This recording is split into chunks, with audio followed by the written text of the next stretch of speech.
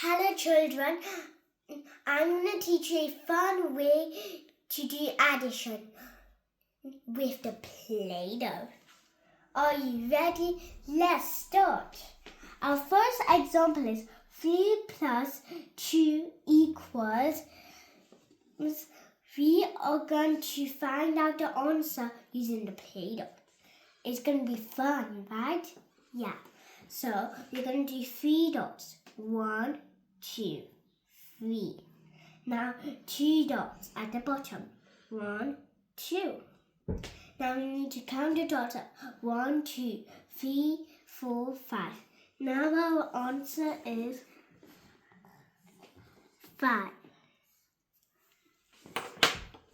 Now we are going to move on to the second example, which is 2 plus 2 equals.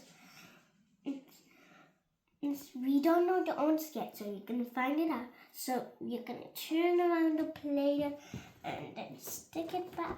And then now we're going to do 2 dots. 1, 2. And 2 at the bottom. 1, 2. Now count the dots up. 1, 2, 3, 4. Now our answer is 4. Thanks guys for watching my video. Subscribe to my channel.